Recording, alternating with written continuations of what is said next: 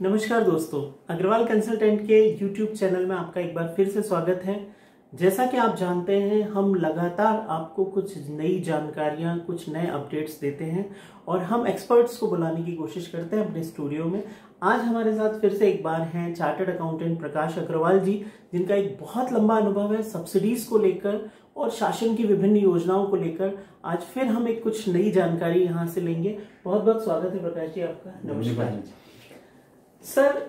पिछले वीडियो में जब मैं आपसे बात कर रहा था तो वेयर हाउस के संबंध में आपने सब्सिडी की बहुत महत्वपूर्ण जानकारी दी और हमारे चैनल के सबसे ज्यादा व्यूज उस वीडियो को मिले और बहुत सब्सक्राइबर्स भी मिले और जो बहुत सारे हमारे पास क्वेरीज भी आई।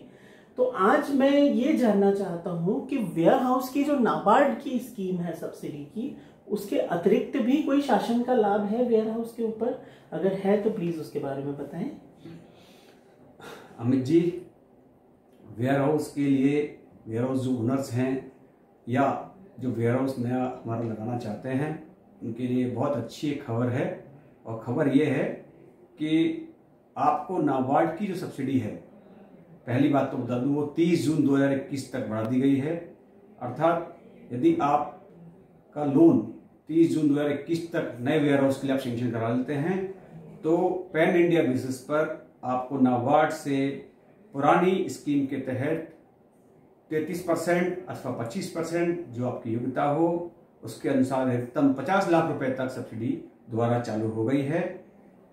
और जो आपने प्रश्न किया कि क्या इस सब्सिडी के अतिरिक्त भी कोई अन्य सब्सिडी आपको मिल सकती है, तो बताना चाहूंगा तो इसके अतिरिक्त आप जो क्लेम कर सकते हैं वह है शासन द्वारा 3% का ब्याज अनुदान। जी, 3% का ब्याज अनुदान। सर मतलब सब्सिडी सुन के ही मुझे ऐसा लगा कि ये तो बहुत बड़ा फायदा है, क्योंकि वेयर हाउस बहुत बड़ी एक अमाउंट होता है और उसमें अगर इंटरेस्ट में 3% की छूट मिलती है तो बहुत बड़ा फायदा है। तो सर इसके लिए कितने अमाउंट के लोन पर और कितने वर्षों तक का लोन होना चाहिए, थोड़ा सा आप इसको क्लियर करें सर। शासन ने पीएम एग्री इंफ्रा फंड के अंतर्गत इसके लिए प्रावधान किया है।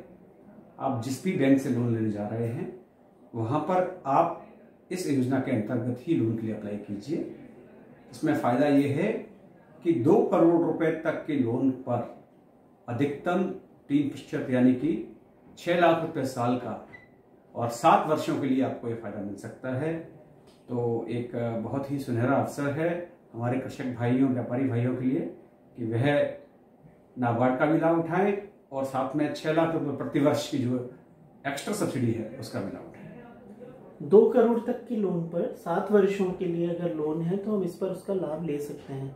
सर मुझे ऐसा लग रहा है कि ये एकदम वेयर हाउस के जो एंटरप्रेन्योर्स हैं, जिन्होंने बनाया है या बनाने वाले हैं, जो सोच रहे हैं इस बारे में, तो उनको जरा और थोड़ा सा इस सब्सिडी के डिटेल्स बताएंगे तो और ज्यादा आसानी होगी। अमित जी, बहुत ही ये सिंपल स्कीम है, इसमें बहुत टेक्निकलिटी नहीं है। समझना हमें बस केवल इतना है कि हमें यदि जानकारी है तो हम इसका लाभ ले सकते हैं। इसका प्रोजेक्ट रिपोर्ट तैयार करते समय, डीपीआर तैयार करते समय हमें इसका प्रावधान अपने प्रोजेक्ट में रखना होगा और बैंक को इतला करना होगा कि वह हमारा लोन इस योजना के अंतर्गत सैंक्शन करे, जिससे कि केंद्र सरकार द्वारा उसे 3% का ब्याज अनुदान प्राप्त हो सके। और इसे सरल शब्दों में समझें कि यदि बैंक ने आपका लोन 8% पर सैंक्शन किया है तो 5% आपको देना है और 3% केंद्र सरकार इसमें हितग्राही को देने जा रही है। बहुत बढ़िया सर, बहुत क्लैरिटी के साथ आपने चीजों को बताया।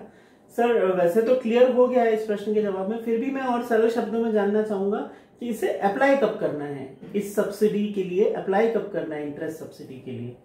इसे अप्लाई करने के लिए आप जब भी बैंक से लोन लेने जा रहे हैं उससे पूर्व आपको बैंक को ये इन्फॉर्म करना होगा, नोटिस देना होगा, जानकारी देनी होगी, एप्लीकेशन में दर्ज करना होगा कि आप पीएम एग्री इंफ्रा फंड के अंतर्गत 3% का ब्याज अनुदान चाहते हैं।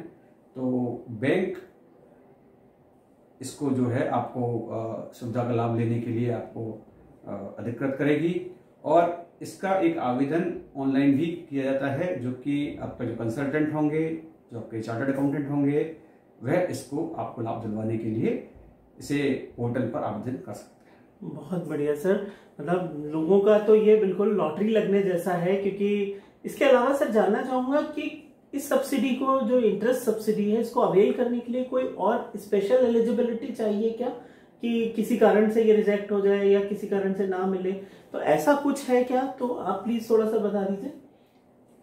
नहीं, इसमें कोई विशेष बात नहीं है। बस ध्यान ये रखना होगा कि हमें जो भी हम डीपीआर तैयार कर रहे हैं वो शासन के मापदंडों के अनुसार हो, पैरामीटर के अनुसार हो। और इसमें समय बड़ा महत्वपूर्ण चीज़ है। हमें कब इसके लिए अप्लाई करना है, कब बैंक को अप्लाई करना है, कब हमें इसका फॉलोअप लेना है, ये सारा काम आपके द्वारा या आपके कंसल्टेंट के द्वारा प्रॉपर समय पर होना चाहिए, तो आप इसका लाभ ले सकते हैं। Okay, timing is very important, मतलब सही समय पर अगर सही अप्लाई किया है तो हम सारा फायदा ले सकते हैं।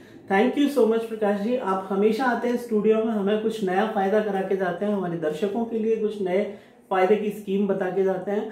Thank you so much. ऐसे ही कुछ स्कीम्स को जानने के लिए, उनके अपडेशन के लिए आप चैनल को सब्सक्राइब करें, लाइक करें। इसके साथ ही अगर आप इस इंटरेस्ट सब्सिडी को अवेल करना चाहते हैं, हमारी सर्विसेज को लेना चाहते हैं, तो अग्रवाल कंसल्टेंट पर आप दिए गए नंबरों पर संपर्क कर सकते हैं। थैंक यू सो मच, बहुत बहुत धन्यवाद प्रकाश जी, नमस्कार।